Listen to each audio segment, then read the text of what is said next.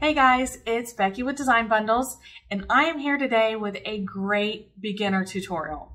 We are going to work with adhesive vinyl, and we're going to talk about cutting this on your fabulous Cricut cutting machine. And of course, I had to choose this really awesome holographic to work with. So let's go ahead and get started. And by the end of this tutorial, you guys will be cranking out those decals in no time.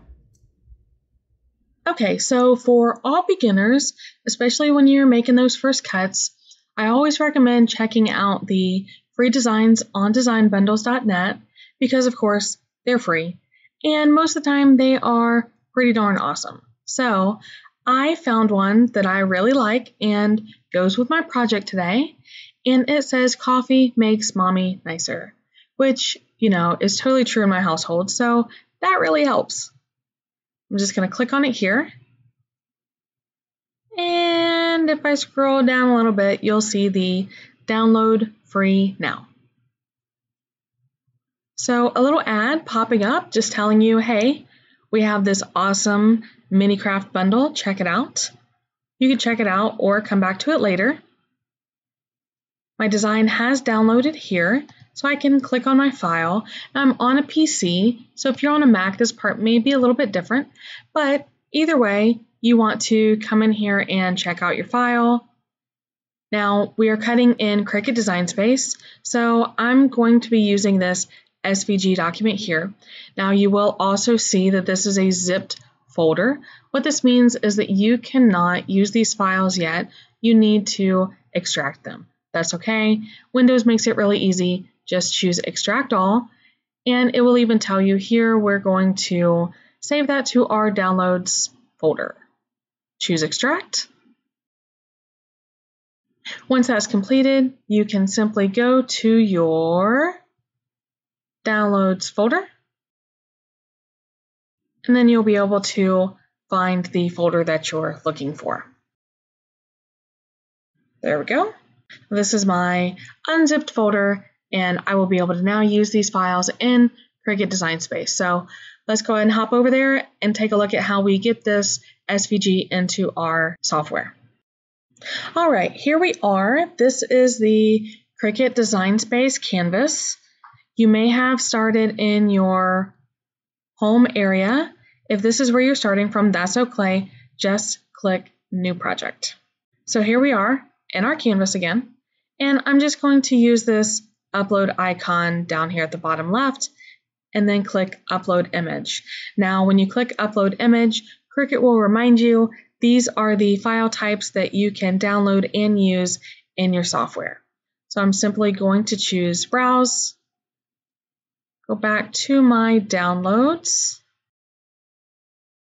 There we go. Coffee makes mommy nicer.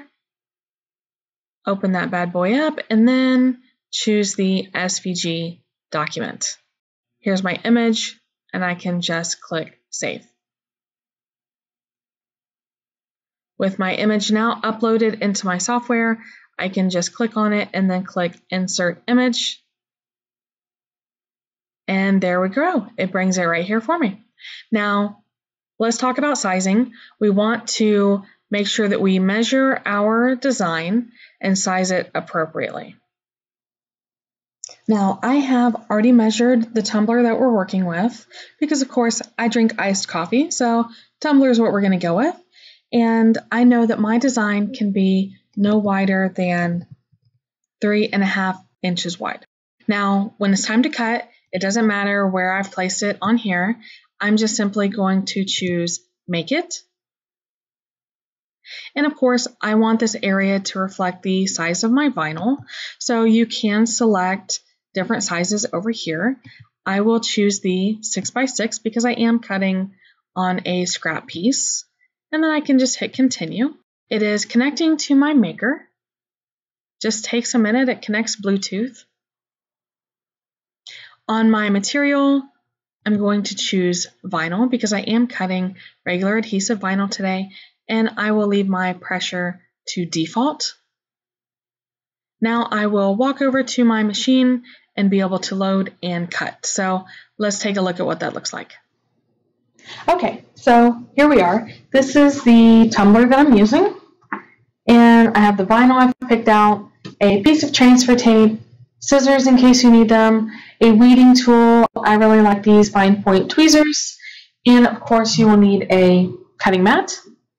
Now the mat that I'm using is a little well loved, and I like to do that because the backing of this vinyl is paper, and if you use a mat that has a really strong grip, then it can cause it to rip when you're trying to remove it. But for our purposes, this one is going to work really well. And also you can see this vinyl, it was on a roll, so it rolls up really easy.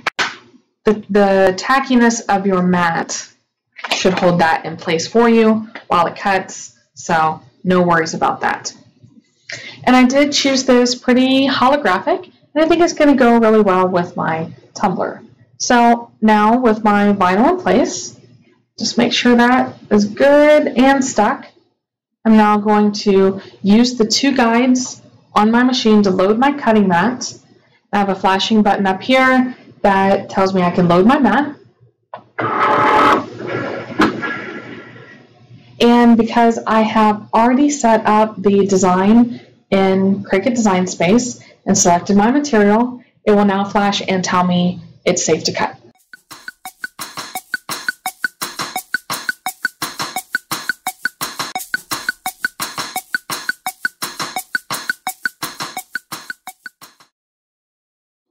Okay, after the machine is finished cutting,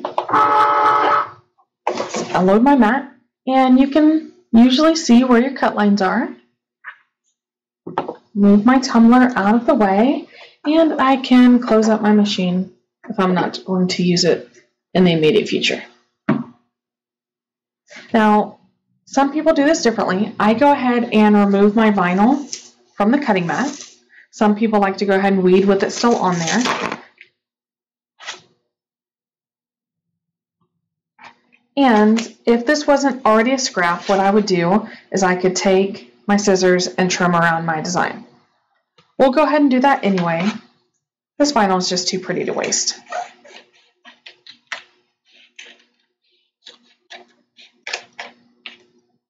Now normally if this was regular solid adhesive vinyl, I would not save it, but this might make a cute pair of earrings or something like that. So especially if you're new to vinyl, save your pretty and decent sized scraps, and you can use them for smaller projects or if you need to do a little touch up from time to time.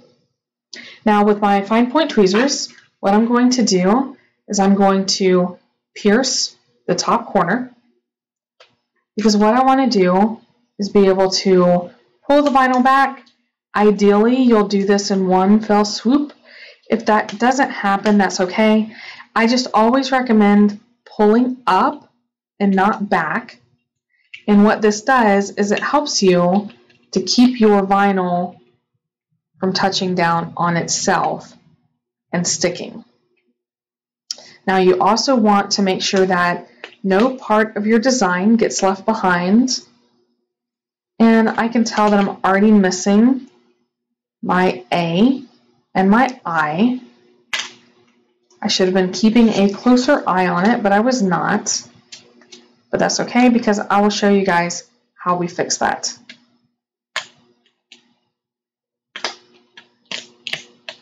Okay, since I've noticed it ahead of time, what I will do is I will take my vinyl and lay it adhesive side up. And what that means is that I can reach in and grab these pieces that I'm missing with my tweezers, and I can simply place them where they belong. Now, hopefully, this is not something that you run into, especially on your first project, but just in case it is, this is definitely good information to have. Now on this one, I have to be a little careful. I'm going to go ahead and peel up the middle of that A, because I do not need it. That makes it easier when I'm placing the actual letter. So there, we literally turned that little bit of a mistake into a learning experience, and I'm always a big fan of learning. So I will simply use my tweezers to pull up the other parts of this design that I don't need. Now some people find weeding very relaxing, and they will search for mandalas and other designs that are really challenging. Unfortunately, I am not that person, so it's okay if you're not that person either. I find weeding just part of the process and something that I would like to get through easily and as pain-free as possible. Okay, now that the weeding is finished, you just want to give it a glance and make sure you haven't missed any vital parts. I don't see any items that I've missed on there. So now it's time for the transfer tape. Now I had already cut this transfer tape and knew that I had it available. If you were using a piece of transfer tape from a roll or a larger sheet, then you could easily trim around it here. When it comes to transfer tape, I do like buying the kind that comes on the backing because transfer tape is also reusable. So this means that I can use it for this project, and then I can also put it back on the backing and save it for a future project.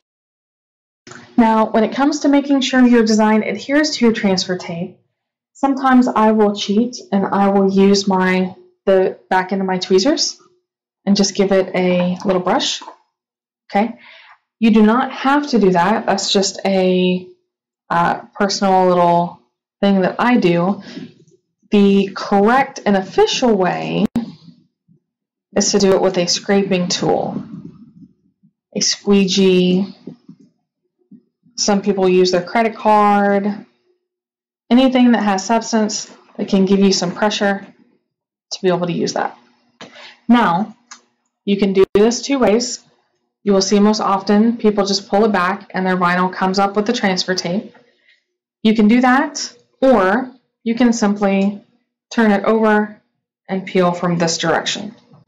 Now, if for any reason your vinyl does not adhere to the transfer tape, or you find pieces that are coming up, that's okay. You can push it back over and give it another good squeegee.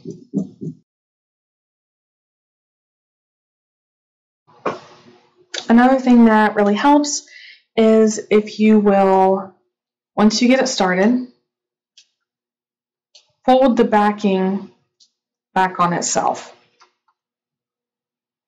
And it just seems to sometimes give that design the little extra help that it needs. You still want to watch and make sure that everything is staying on the transfer tape. Okay. There we go. Now you can see our vinyl is adhered to the transfer tape and not the backing. Now let's talk about something else. This is another little hack for you. And what this is an old shirt. Well, I say old. It's old to me because I've used it for a while, but it's actually just a blank shirt from my inventory. And I just want to scrunch up, and I'm going to use this to hold my cup in place.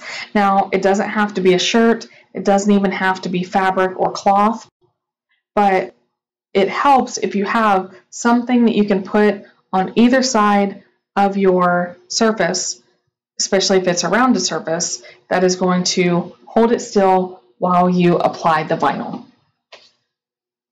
So that's what I'm going to do now. I will hover the vinyl over the area where I want my decal. And what I do is I allow my center to droop. You see how I'm doing? I'm bending it just a little bit so that whenever I am ready to put it into place, the middle is the part that touches first. And then I can take my fingers and smooth it on one side and come to the other and smooth it also. Now, this is a rounded surface, but it's also at an angle, a tapered angle. So try not to choose text that is going to try to wrap around too far, because you'll notice it makes your text curve as it wraps around. We don't have that problem with this design. That's part of the reason I chose it, but just something to keep in mind whenever you start doing these more regularly, because I know once you get the hang of adhesive vinyl, this will not be the only project you do. It's kind of addictive, and the next thing you know, you are vinyling everything in the house, and making all the gifts. So we're going to remove our transfer tape, again making sure that nothing is left behind. That's kind of the theme for adhesive vinyl. It's okay if you have to help it along. There we go. And once it's adhered, you can take your finger, your thumb. Some people use a tennis ball. Just give it a nice going over. And make sure that everything's on there really good. Now, this is not going to be dishwasher safe. Once you apply adhesive vinyl to a surface, it is going to become gentle hand wash only. That's okay, because I mean, really, we need coffee too many times a day to be trying to wait for this to finish in the dishwasher anyway. So that is my tumbler. So, what did you think? I always love using these types of tumblers because they're so easy, and who doesn't need a good tumbler, right? On top of that, this happens to be a color changing tumbler, so there will be lots and lots of fun to be had. So I hope you guys found the tutorial easy to follow, and I hope it inspires you to break that machine out and just decal all the things. Thanks for watching today. If you're not already a subscriber, definitely subscribe to the channel because we have so much fun for you right around the corner.